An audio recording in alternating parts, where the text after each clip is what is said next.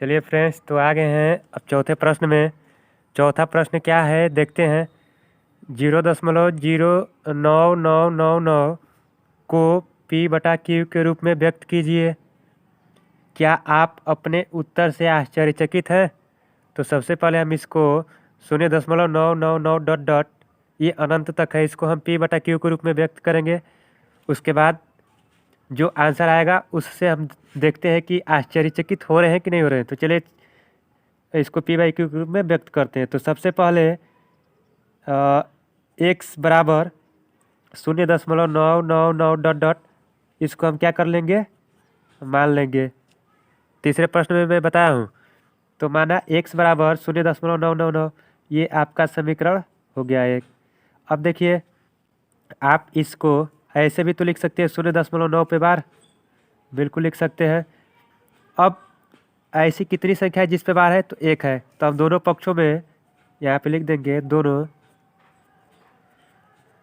पक्षों में 10 से गुणा करने पर, और जैसे ही इसमें x में 10 से गुणा करेंगे तो ये 10x हो जाएगा बराबर, और ये जो दशमलव दिख रहा है वो उठकर यहाँ पे आ जाएगा। तो 9 और दशमलव यहाँ पे लग जाएगा, और फिर 9 पे क्या हो जाएगा, 12 हो जाएगा। इसको समीकरण क्या मान लेंगे, 2। अब क्या करेंगे, समीकरण 2 में से 1 को घटाएंगे। तो यहाँ पे लिखेंगे समीकरण 2 में से समीकरण 1 को घटाने पर, ठीक है। तो जैसे ही लिखेंगे तो इसको फिर हम घटाएंगे। चलिए घटाते हैं। समीकरण 2 क्या है, तो यहाँ पे 10x है, इसमें से ये x घटेगा तो -x बराबर, इधर क्या है तो 9.9 पे बार है, इसमें से क्या घटेगा तो 0.9 पे बार, 0.9 पे बार हो गया। अब 10x में से एगो x घटेगा तो 9x होगा बराबर, इधर दशमलव के बार इधर भी दशमलव के बार कट जाएगा, 9 में से 0 गया 9 हो जाएगा। अब x बराबर क्या होता है, तो 9/9 कट कर क्या हो जाएगा 1। ये तो 1 आ गया, जिसको आप P/Q के रूप में 1/1 लिखेंगे। और अगर 1 से 1 में भाग देंगे तो आंसर तो 1 आएगा, ये 0.99 आएगा नहीं। तो आप लिख सकते हैं, हाँ हम अपने उत्तर से आश्चर्यचकित है। ठीक है, आई होप कि ये प्रश्न भी समझ में आएगा। तो चलिए चलते हैं अगले प्रश्न में। तो चलिए फ्रेंड्स, आ गए हम प्रश्न संख्या 5 पे। प्रश्न संख्या 5 है कि 1/17 के दशमलव प्रसार में अंकों की पुनरावृत्ति खंड में अंकों की अधिकतम संख्या क्या हो सकती है। अपने उत्तर की जांच करने के लिए विभाजन क्रिया कीजिए। तो इसमें 1/17 मतलब 1 में जब 17 से भाग देंगे तो कितने ऐसे अंक होंगे जिसकी पुनरावृत्ति होगी। तो सबसे पहले हम भाग देंगे 1 में 17 से, और उसके बाद हम चेक करेंगे कि ऐसे कितने अंक हैं जिस पे पुनरावृत्ति हो रही है, जिस पे 12 लग रहा है। ठीक है, तो चलिए 1 में हम 17 से भाग देंगे तो क्या होगा, तो 1 में 17 से भाग तो जाएगा नहीं, तो सबसे पहले हम यहाँ पे दशमलव लगाएंगे तो ये 10 हो जाएगा। क्या अब 10 में 17 से भाग जाएगा, तब भी नहीं जाएगा। तो यहाँ पे एक शून्य बढ़ाएंगे तो एक यहाँ पे 0 और बढ़ जाएगा। अब कहेंगे कि भाग तो जाएगा, कितनी बार जाएगा भाग, 17×5 = 85, 17×6 = 102, 5 बार जाएगा। 85 यहाँ पे लिखेंगे और घटाएंगे तो होगा 15, फिर एक 0 बढ़ा देंगे, फिर 17 का पहाड़ा ऐसा पढ़ेंगे कि 150 के आसपास आ जाए। 17×5 = 85, 17×6 = 102, 17×7 = 26, 17×8 है। अब भाग जाएगा 8 बार, यहाँ पे 8 लिख देंगे, और 8 का पहाड़ा 17 बार पढ़ेंगे तो 136 होगा, और 150 में से 136 घटाएंगे तो 14 शेष बचेगा, फिर एक 0 बढ़ाएंगे। अब भाग कितनी बार जाएगा, तो फिर यहाँ पे देख रहे हैं 136 140 से कम ही है, तो फिर भाग 8 बार जाएगा, तो फिर यहाँ पे 136 लिख देंगे। अब देखो 0 में से 6 घटेगा नहीं, यहाँ से 1 लेंगे तो 10 में से 6 गया 4, यहाँ पे 3 3 1 1 कट जाएगा, फिर एक 0 बढ़ाएंगे। अब भाग कितनी बार जाएगा, तो 2 बार जाएगा, यहाँ पे लिखेंगे 2। ठीक है, और 17 दूना का 34।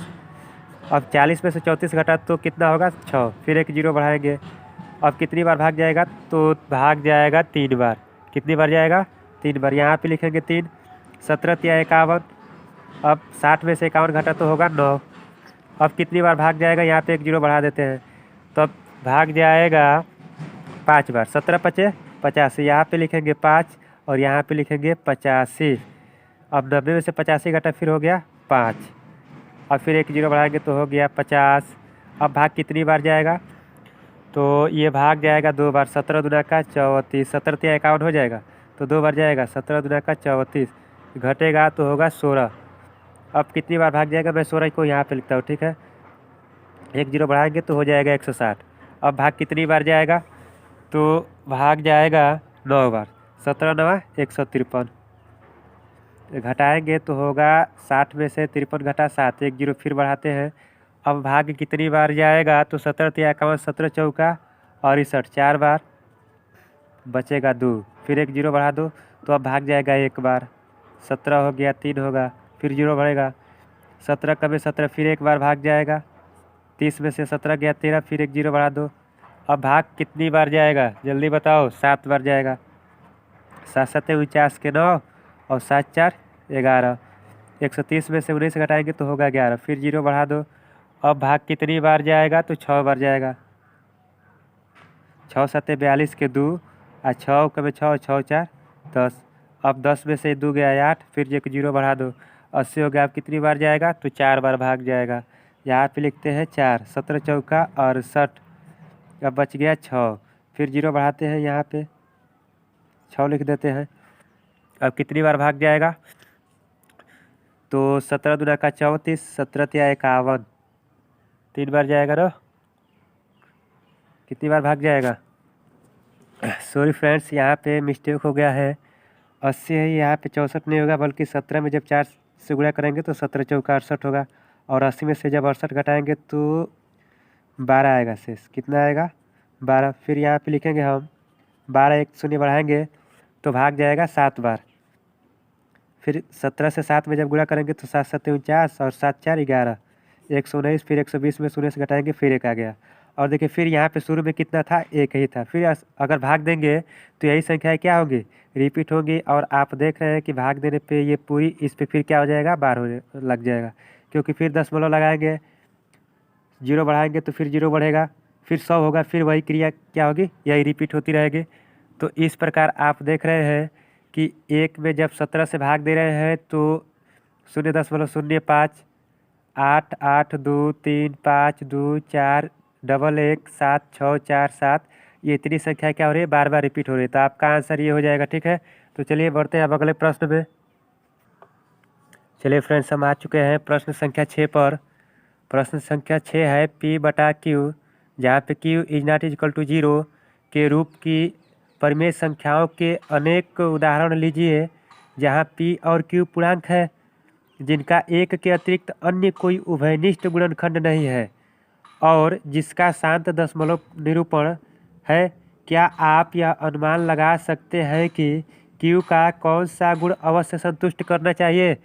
देखिए फ्रेंड्स, इसको हल करने से पहले मैं बता दूं कि इसमें आपको P बटा Q के रूप की ऐसी संख्या का उदाहरण लेना है जिसका दशमलव प्रसार शांत हो और उस दोनों संख्याओं का एक के अतिरिक्त अन्य कोई उभयनिष्ठ गुणनखंड नहीं होना चाहिए। तो मैं पहले बताया कि शांत दशमलव निरूपण उसी संख्या का हो सकता है जिसके हर का गुणनखंड में 2 आए या 5 आए या दोनों का गुणा जाए, ठीक है। तो हम एग्जाम्पल लेंगे, जैसे में आप 2/5 रख सकते हैं। इन 2/5 में उभयनिष्ठ गुणनखंड कितना है, तो 1 है, क्योंकि 2 और 5 दोनों में कॉमन जो फैक्टर है, जो उभयनिष्ठ गुणनखंड दिख रहा है वो 1 है, क्योंकि 2 और 5 1 से ही कट सकता है। और 2 और 5 में जब हम 2 में 5 से भाग देंगे तो इसका देख लेते हैं, 5 से भाग देंगे, दशमलव लगाएंगे तो 20 होगा, 4 5 20, ये कट गया। अगर कट गया तो कहेंगे शांत है। तो हमने क्या देखा, इसके नीचे हर में कितना है, 5 है। चलिए एक और एग्जाम्पल लेते हैं, जैसे मान लीजिए 1/2 ही है, इस दोनों का भी कॉमन फैक्टर जो होगा वो 1 होगा। अगर हम 1 में 2 से भाग देंगे तो 0.5 बार में भाग जाएगा और क्या हो जाएगा, कट जाएगा। एक एग्जाम्पल और देखते हैं, 1/10, इन दोनों का भी कॉमन फैक्टर जो होगा 1 ही होगा, और 1 में जब हम 10 से भाग देंगे तो दशमलव लगाएंगे तो 10 हो जाएगा, 1 बार जाएगा, और ये भी क्या हो गया, कट गया। जो नीचे हम देख रहे हैं यहाँ पे जो क्यू का मान है 5 है, 1/2 में जो क्यू का मान है 2 है, और 1/10 में जो क्यू का मान है, ये 3 एग्जाम्पल था, ये पहला था और ये क्या था, दूसरा था, और तीसरे में जो है क्यू का मान 10 है। अब आप ध्यान दीजिए क्यू के मान में या तो 5 आ रहा है तब शांत हो रहा है, या तो 2 या फिर 10, 10 का फैक्टर करेंगे तो 2 5 10, या 2 और 5 दोनों आ रहा है। ठीक है, तो शांत होने के लिए क्यू के मान में या तो 2 आए या 5 आए या 2 और 5 का गुणा जाए तो शांत होगा। तो क्यू का मान क्यू का मान कौन सा गुणावश से संतुष्ट करना चाहिए, तो क्यू का मान जो है 2, उसमें 2 आना चाहिए या 5 आना चाहिए, तो 2 और 5 का दोनों का गुणा जाना चाहिए। ठीक है, तो आशा करता हूँ कि ये प्रश्न भी समझ में आया होगा। तो चलिए बढ़ते हैं अगले प्रश्न पे, जो कि प्रश्न संख्या 7 है। ठीक है, तो चलिए हम प्रश्न संख्या 7 पर ऐसी 3 संख्याएं लिखिए जिनके दशमलव प्रसार अनवसानी अनावर्ती हो। तो चलिए इसको हल करने से पहले मैं बता दूं कि अनवसानी अनावर्ती क्या होता है। तो ऐसी p/q के रूप में संख्या होगी जिसमें q से अगर हम p में भाग देते हैं तो भाग कभी कटे ना, हमेशा क्या हो, बढ़ता ही जाए। तो इसका पहला एग्जाम्पल क्या हो जाएगा, तो जिसमें बढ़ता ही जाए तो 0.1, फिर 0.1, फिर क्या लिखेंगे 0.01, फिर 0.001, फिर 3 जीरो है तो अब 4 जीरो कर दो, 1 4 यहाँ पे है तो एक 5 बढ़ा देते हैं, 1, ऐसे डॉट डॉट करते जाएंगे। तो हमने क्या देखा, यहाँ पे तो एक भी 10 जीरो नहीं है, यहाँ पे 1, यहाँ पे 2, यहाँ पे 3, यहाँ पे 4, यहाँ पे 5, ऐसे करते जाएंगे तो बढ़ता जाएगा, ये कभी फिक्स नहीं होगा। तो ये क्या होगा, तो ये जो दशमलव प्रसार है अनवसानी अनावर्ती है, मतलब इसका रिपीट नहीं हो रहा है, ये बार बार अलग चीज़ आ रहा है। ठीक है, तो पहला एग्जाम्पल ये हो गया। दूसरा एग्जाम्पल क्या होगा, तो दूसरा एग्जाम्पल हम देखते हैं। ठीक है, इसको हम कलर चेंज कर देते हैं। तो 0.2 जीरो, फिर 2 0 0, यहाँ पे 1 जीरो, यहाँ पे 2 जीरो, फिर 2 0 0, 3 जीरो हो गया, फिर 2, अब 4 जीरो कर देते हैं, फिर 2, अब 5 जीरो कर देते हैं, फिर 2, अब 6 जीरो कर देते हैं। इस प्रकार से बढ़ता जाएगा। ठीक है, तो ये भी क्या होगा, अनवसानी अनावर्ती होगा। ठीक है, एक और एग्जाम्पल लेते हैं, इसको अलग कलर से लिख देते हैं। 0.12, फिर 1 2 2, फिर 1 2 2 2, फिर 1 2 2 2 2, मतलब यहाँ पे 1 2 है, यहाँ पे 2 2 है, यहाँ पे 3 2 है, यहाँ पे 4 हो गया। अब कितना 2, तो 5 को 2 लिख देंगे। ठीक है, अब डॉट डॉट कर देंगे, तो ये भी क्या होगा, अनवसानी होगा। ठीक है ना, अनावर्ती होगा, जिस रिपीट नहीं होगा। तो आप आई होप कि समझ गए होगा। इस प्रकार अनेक उदाहरण भी ले सकते हैं। एक एग्जाम्पल और लिख देते हैं। ठीक है, देखिए 0.15, फिर 1 1 5, फिर 1 1 1 5, मतलब यहाँ पे 1 है, यहाँ पे 2 1 हो गया, यहाँ पे 3 1 हो गया, अब यहाँ पे 4 1 हो जाएगा, फिर यहाँ पे कितना हो जाएगा, 5 1 हो जाएगा। ठीक है, 5, इस तरह से डॉट डॉट कर देंगे, तो ये भी क्या होगा, अनवसानी अनावर्ती होगा। आई होप कि ये प्रश्न भी समझ में आया होगा अच्छी तरह से। तो चलिए बढ़ते हैं अब अगले प्रश्न पे, जो प्रश्न संख्या 8 है। ठीक है, चलिए फ्रेंड्स, हम आ चुके हैं प्रश्न संख्या 8 पे।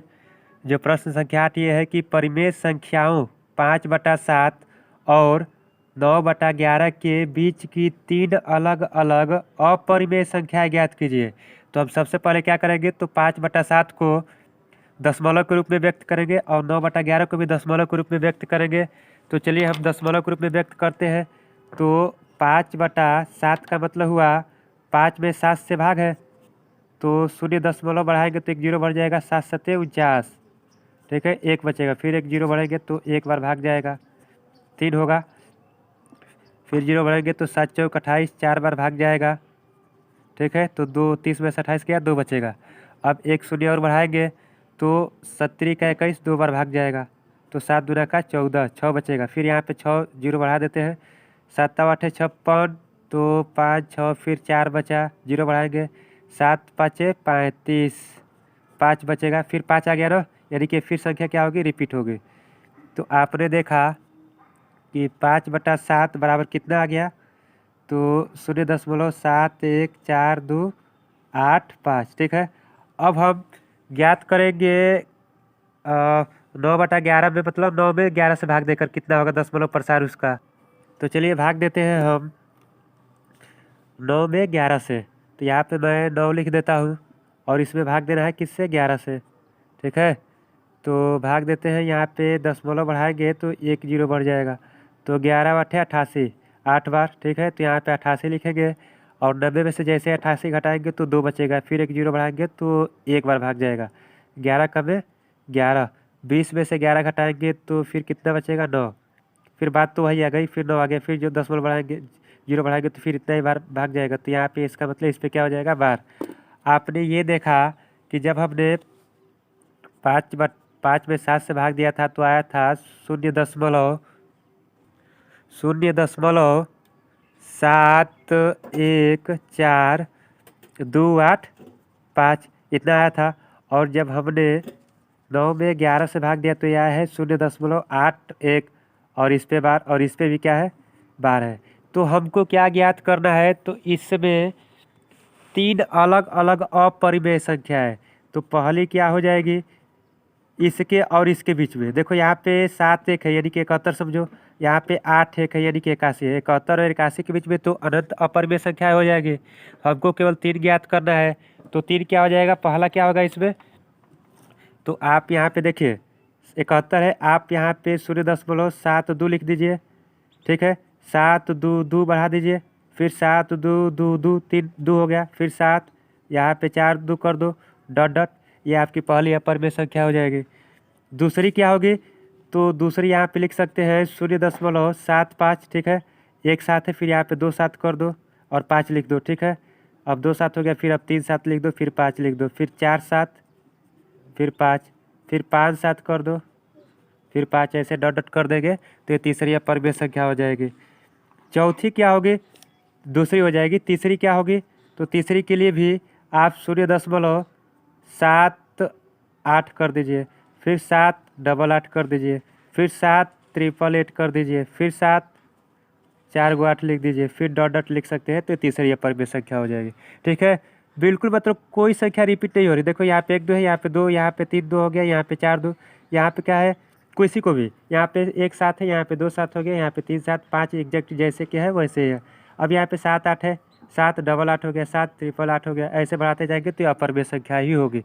ठीक है, तो आई होप कि ये प्रश्न संख्या 8 भी समझ में आया होगा। तो चलिए चलते हैं अब इस एक्सरसाइज का अंतिम प्रश्न, जो कि प्रश्न संख्या 9 है।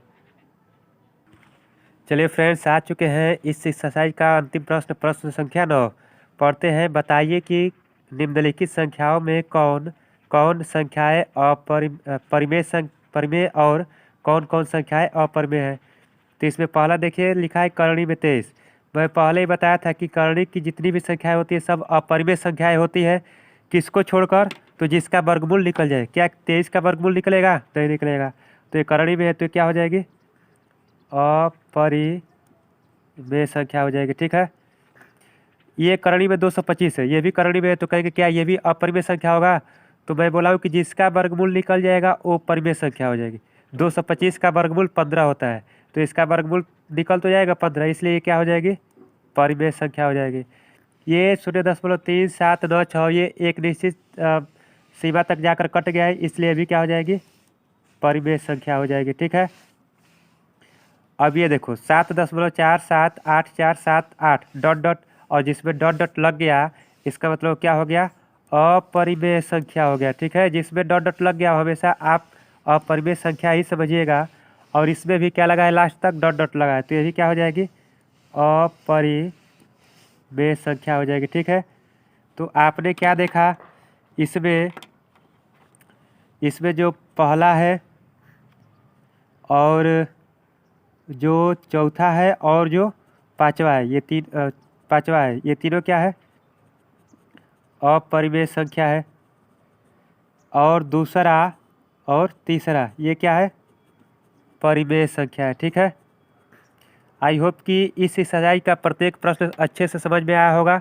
अगर इसके बावजूद भी आपको इसमें का एक भी प्रश्न में कोई दिक्कत हो रही है तो आप कमेंट बॉक्स में कमेंट कर सकते हैं, आप बता सकते हैं कि ये प्रश्न हमको समझ में नहीं आया है। तो चलिए मिलते हैं अब अगले एक्सरसाइज में। इसके पहले अगर आप मेरे चैनल पर नए हैं तो मेरे चैनल को सब्सक्राइब कर दीजिए, वीडियो को लाइक कर दीजिए और ज़्यादा से ज़्यादा शेयर कीजिए, ताकि आपके लिए मैं और ज़्यादा अच्छे से वीडियो बनाता रहूँ। ठीक है, तो चलिए मिलते हैं अब अगले एक्सरसाइज 1.4 में। तब तक के लिए good bye. Sorry, good bye नहीं।